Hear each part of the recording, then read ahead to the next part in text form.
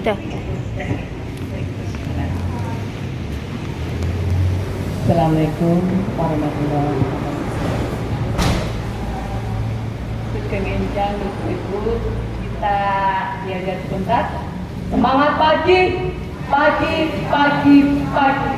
Kriya sehat bisa. Alhamdulillah. Baik ibu bapak, sebelumnya terima kasih sekali sudah menghadiri peran kita pagi ini.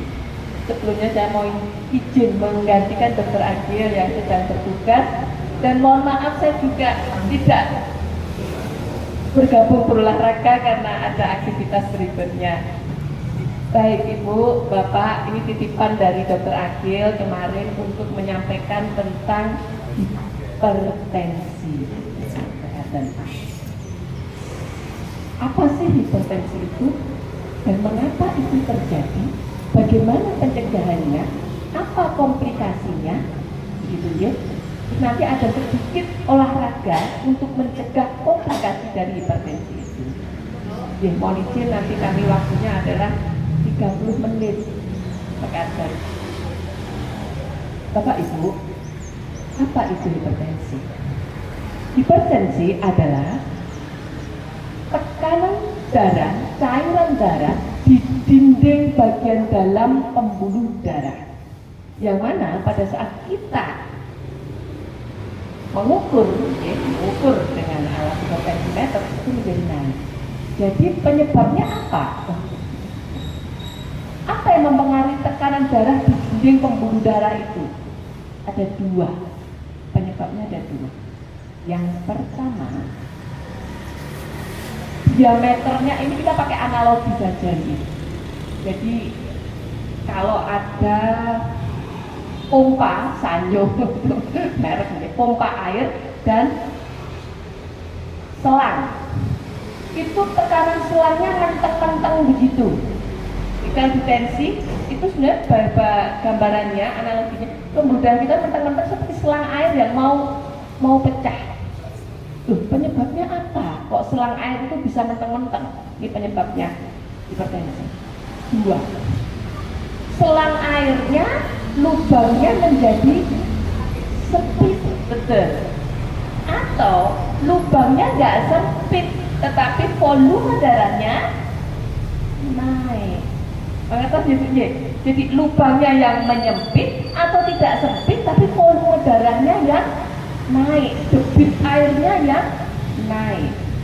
Loh, ini penyebabnya adalah kalau lubangnya yang sempit menyempit, itu berarti di dalam pembuluh darah ada pelak kotoran. Di dalam selang itu banyak kotoran yang nempel di tepinya sehingga menjadi sempit.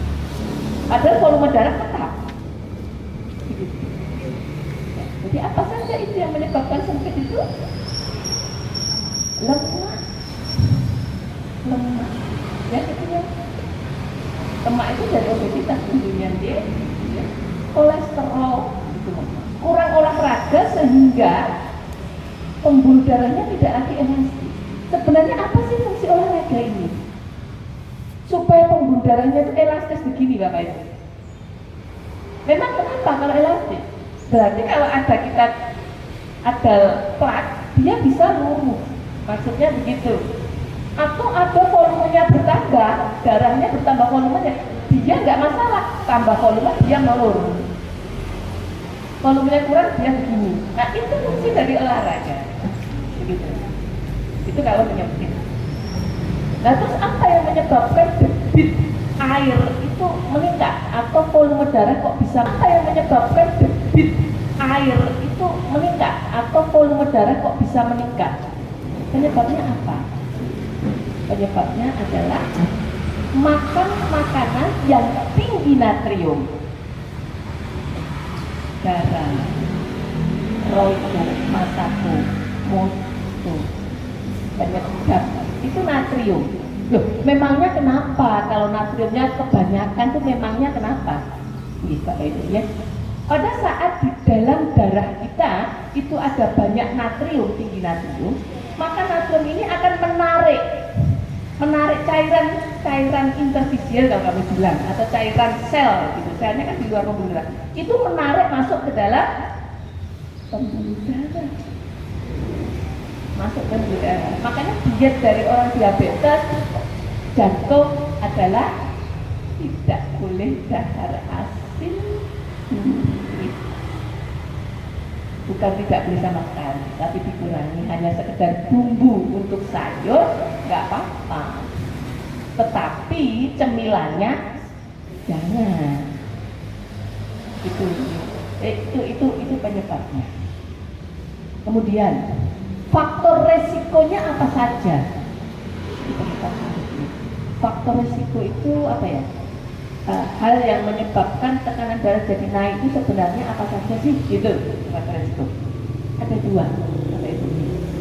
Yang pertama adalah yang tidak bisa diubah, yaitu riwayat keluarga, orang tua, nenek, betul, keturunan, buyut. Memangnya penyakit keturunan itu diturunkan berapa lama? 7 keturunan dulu. Jadi bukan harta aja yang diturunkan 7 keturunan. Penyakit itu 7 keturunan.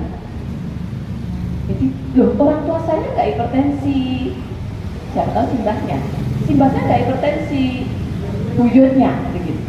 Itu 7 keturunan penyakit itu. Jadi karena riwayat. Yang kedua karena usia. Memang usia menyebabkan tensi. Uji Bapak Ibu. Jadi pada saat usia kita 30 tahun ke atas, itu selnya menua. Sebelum 30 tahun, regenerasi. Jadi perbaikannya baik, regenerasi. Begitu dari 30 tahun, degenerasi, menua. Jadi menua itu bukan 50 tahun, 30 tahun sel kita itu sudah mulai menua di usia 30. Memangnya kalau menua hubungannya apa dengan tensi begitu? Jadi kalau menua itu pembuluh darah kita tidak lagi elastis. Jadi kalau anak kecil, remaja, dahar asin-asin, gurih-gurih kok tensinya normal aja. Begitu udah 30 kok naik gitu. Karena pembuluh darahnya sudah tidak lagi melar-melur. Itu demikian. Kalau sudah 30 tahun ke atas jadi kaku. Apakah itu harga mati? Bukan. Itu bisa diubah dengan olahraga. Tentunya olahraganya sesuai kapasitasnya orang tua. Artinya, terus apa lagi yang tidak bisa dimodifikasi? Jadi faktor keturunan, usia, satu lagi adalah jenis kelamin. Dan saya Bapak Ibu, bapak itu resiko terjadi hipertensi itu lebih tinggi kalau dibandingkan ibu-ibu yang belum menopause. Karena sebelum menopause wanita itu memiliki hormon estrogen progesteron yang fungsinya untuk melindungi pembuluh darah supaya dia tetap elastis. Jadi kalau dibandingkan wanita yang belum menopause, laki-laki itu prevalensinya lebih tinggi hipertensinya. Begitu wanita ini sudah menopause, prevalensinya sama, resikonya sama. Itu yang tidak bisa dimodifikasi. Yang bisa dimodifikasi apa saja? Yaitu pola makan. Pola makan yang tinggi lemak, tinggi garam, rendah serat. Serat itu bisa dari sayur, bisa dari buah. Nah ini yang menyebabkan pembuluh tidak lagi. Yang kedua adalah kondisi. Yang ketiga adalah kurang olahraga. Yang keempat adalah manajemen stres yang tidak baik, yang tidak terkendali. Jadi stres yang tidak terkendali itu bisa menyebabkan tensi tinggi. Pikiran, stres sebulan sekali nggak apa-apa. Akhir bulan itu ya Bu. Tapi kalau stresnya setiap hari, setiap bulan, bertahun-tahun, emangnya kenapa dengan stres? Tubuh kita kenapa? Pada saat kita stres psikologis, tubuh kita mengeluarkan hormon stres. epinefrin, norepinefrin, kortisol, mengeluarkan hormon stres. Pengaruh dari hormon stres ini adalah pembuluh darah jadi begini tuh. Makanya kalau sebulan sekali nggak apa-apa begini, terus nanti buka lagi. Kalau setiap hari bertahun-tahun berbulan-bulan gimana? Ya nanti begini, akhirnya lubangnya nyempit, nggak balik lagi. Kayaknya cuma sepele ya stres. Nah itu lama-lama tensinya. Jadi manajemen stres yang tidak terkelola dengan. Tapi kalau kayak gitu itu dia biasanya kalau dokter bilang kan saya mau ikut stres enggak, saya enggak stres. Jadi mekanisme defense, mekanisme penolakan. Nah mekanisme penolakan itu lebih sulit diatasi, dan saya kecuali sudah mengakui oh iya saya stres. Berarti ada yang salah. Berarti di mana yang harus saya cari salahnya, di mana yang harus saya perbaiki gitu. Tapi kalau enggak itu memang karena itu di bawah sadar stresnya, bukan sadar, di bawah sadar. Misalnya apa kalau pada lansia stres? Ya ini banyak sekali kami menemui kesepian. Gimana tentu? Dulu punya pasangan hidup, musuhnya ke atas. Sekarang terus sudah pada mentas, pasangan hidup tinggal satu, dan saya khususnya sepertinya ini. Padahal dulu biasa bersama saya. Circle-nya semakin mengecil. Dulu arisan, ternyata teman-temannya sudah ada yang sakit, jadi semakin menyempit. Stres. Itu di bawah sadar tuh. Itu kalau dibilang stres modern, nggak mengaku, itu biasa. Nah ini perlu manajemen stres. Ya kalau itu nanti ada pembahasan khusus bagaimana manajemen stres ya Bu Ye, per topik itu. Oke. Terus yang mau saya sampaikan enggak minta kursi oh ini. Komplikasinya. Komplikasi dari hipertensi itu apa? Ya, komplikasi. Yang umum yang banyak di Bu Ye, neuropati. Pernah itu merasa kesemutan, kebas-kebas, kaku-kaku. Itu neuropati. Apa itu? Gangguan saraf tepi. Walaupun hipertensi juga bisa saraf pusat ya, otak, jantung koroner. Tapi yang paling banyak ada neuropati yang ringan, kesemutan. Bagaimana mengatasi? Yuk saya ajari kita ini ya cara mengatasi neuropati dan olahraga ringan untuk hipertensi. Sebenarnya apa tuh olahraga ringan untuk hipertensi? Nggak usah berat-berat dong, saya itu tidak obesitas. Terus kalau mau jalan-jalannya ramai, saya nggak berani, nggak punya teman. Bu, ada olahraga yang bisa dilakukan di rumah. Mungkin kemarin Dokter sudah pernah menyampaikan mungkin ya. Jadi semua olahraga yang mengutamakan kekuatan kaki. Why? Mengapa kok jalan, lari, bersepeda itu untuk jantung? Why? Ibu, jantung itu kan mengedarkan darah ke seluruh tubuh, atas sampai kaki. Maka olahraga yang seperti ini, olahraga kaki, dia akan membantu darah itu naik Bu, melawan gravitasi. Naik, kembali ke jantung. Maka itu untuk kesehatan jantung. Semua olahraga yang kaki. Maka investasi lansia, yang sewu, investasi kesehatan untuk lansia itu akan lebih baik jika berfokus pada kaki. Supaya apa? Jika pompa jantung lebih ringan, jantung itu kembali, ini kan melawan gravitasi nih. Itu tidak ringan loh Bu. Begitu kita olahraganya berinvestasi di kaki, itu menjadi lebih ringan. Tapi lari jelasnya nggak bisa, jalan menggeh-menggeh karena saya punya sakit jantung. Gimana yang enak? Yang enak olahraganya sambil duduk saja. Nah, duduk tapi tegap. Tegap. Ini harus nepek, jadi nggak boleh di sini. Nggak boleh ke sini ketiduran. Nah, ketiduran. Mau monggo kita melakukan olahraga namanya soleus push up. Sudah ya, yang sering tindaknya gantangan sudah perso ini.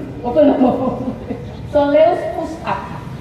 Jadi soleus itu adalah otot pada betis. Otot pada betis kita itu ada dua. Di luar itu namanya gastrocnemius, yang di dalam itu namanya soleus. Kalau soleus, otot soleus kita gerakkan, cirinya tidak ada rasa capek. Begitu muncul rasa capek, berarti gerakan kita salah. Berarti kita pakai yang gastrocnemius itu. Yuk, monggo Ibu. Jinjit, ya ini saya letak. Jinjitnya tidak boleh sampai begini. Nah, kalau begini sampai di ujung jari itu namanya gastrocnemius, nanti capek. Pakainya cuma sampai di ujung jari. Nah, itu nih, bukan begini, salah. Monggo Ibu yang dari belakang boleh tidak ke sini muter aja Ibu, nggak apa-apa. Tolong dibantu. Kursinya dipindah aja. Dipindah aja. Kita soalnya ini pakai ini. Nah, ini kita masuk ke sesi yang apa? Gerakan. Nah, seperti ini. Berapa kali, Bro? 10 kali. 3 kali 10. Jadi 3 set. 1 2 3 4 5 6 7 8 9 10. Set pertama. Masuk ke set kedua. 1 2 3 4 5 6 7 8 9 10. Set yang ketiga. 1 2 3 4 5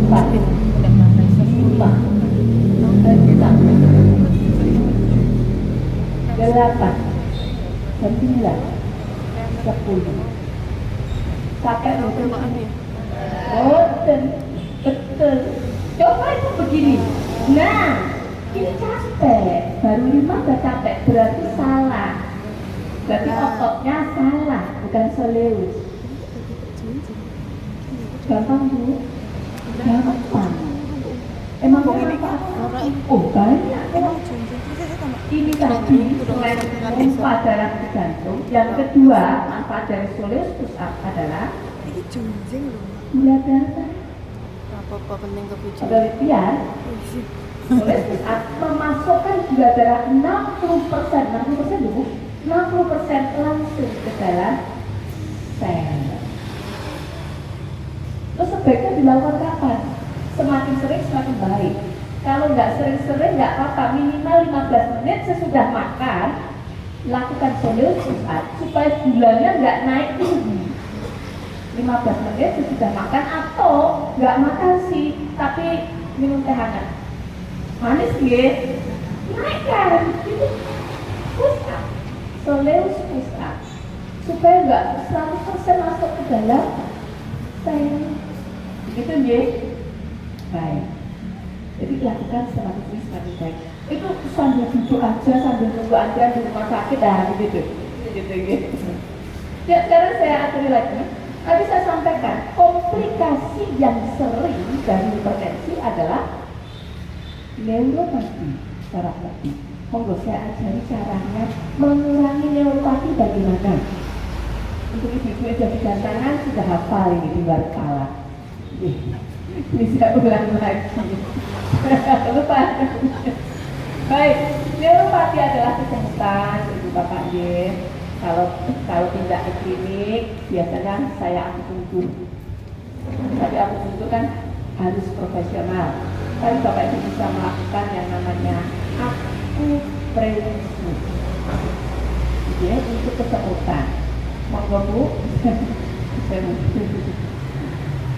Kalau ibu aja tidak ada tidak serangga. Nah, yes.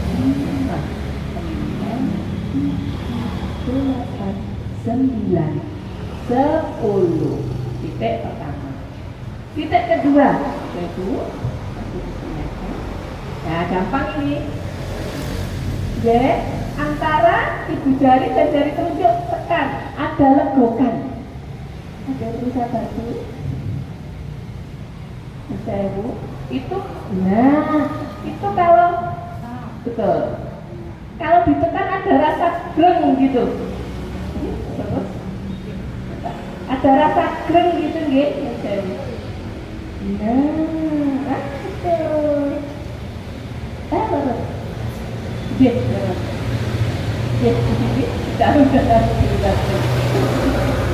seperti itu. Berapa kali? 10. Anu, 1, 2, 3, 4, 5, 6, 7, 8, 9, 10. Titik kedua. Sekarang titik ketiga. Nah, titik ketiga Bu. Oke. Pada bagian pergelangan tangan kita, pergelangan tangan kita bagian tengah, kalau sedikit ditekuk, ini ada yang legok sedikit, coba ditekan, terasa greng boten Bu? Bukan pada tulang ya, jangan ya, agak turun sedikit, nah gitu ya, nah betul itu. Di titik yang tengah, di titik yang ketiga. Nah, jadi betul, terus. Nah, jadi bukan di sini, gitu. Nah, ini. Ada rasa seperti kesetrum. Nah, itu titik yang ketiga. Kita hitung ya. 1, 2, 3, 4, 5, 6, 7, 8, 9, 10. Masih gampang nyari gitu ya. Saya tambah satu lagi, agak susah sedikit. Ibu, ini ada satu titik. Kalau ditekan sama seperti kesetrum. Dan ini. Nah,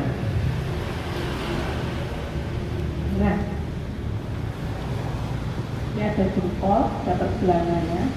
Ya, karena ini agak susah, saya pastikan satu persatu. Yang saya nggih. Ya, betul. Betul, Pak. Anjir. Nah, betul. Nah. Nah, di sini agak ada cekungan. Jadi kalau kita itu kirinya cekungan.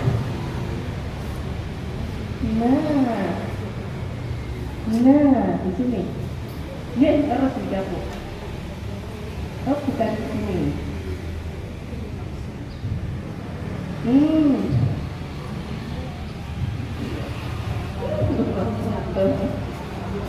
Dia betul.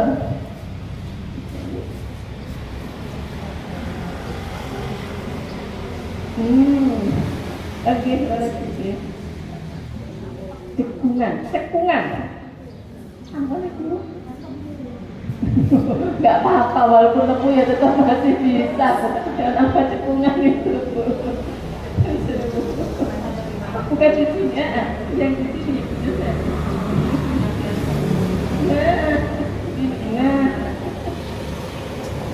Nah, betul.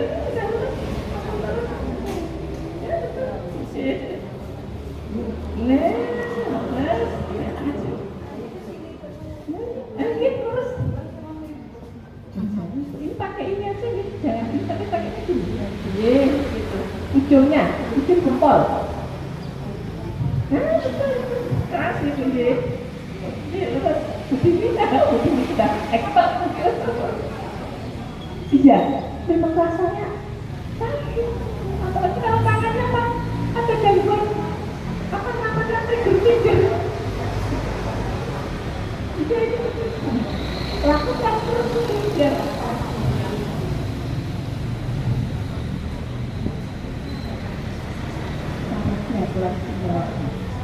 Ini saraf tepi. Betul saraf pusat. Sampul ibu, yuk kita hitung 10 kali.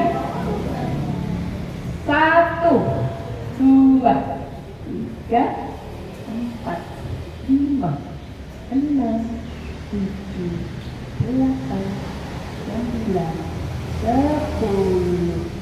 Sakit. Ibu kerasa nggih? Kerasa. Lakukan minimal bangun tidur di 4 titik tersebut. Bangun tidur semakin sering semakin baik. Habis masak sambil mirsani TV. Yuk 4 titik kita ulang. Titik pertama, sinkron antara dengan tulang 10 kali.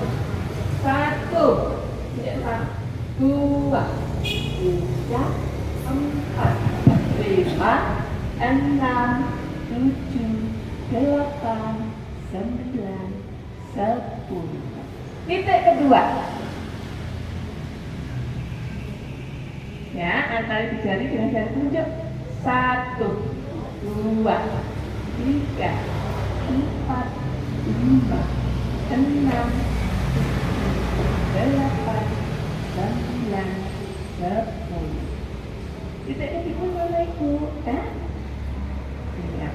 Cari cekungan, selalu ingat, cari cekungan.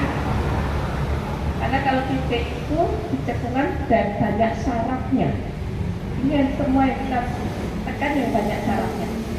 1, 2, 3, 4, 5, 6, 7, 8, 9, 10. Titik keempat, jempol tarik. Tarik cekungannya. Pergelangan tangan, pergelangan tangan ada jempol. Titik temunya. Nah, cari cekungan. 1, 2, 3, 4, 5, 6, 7, 8, 9. Jadi untuk mengatasi kesemutan. Apakah hanya kesemutan? Boten. Trigger finger.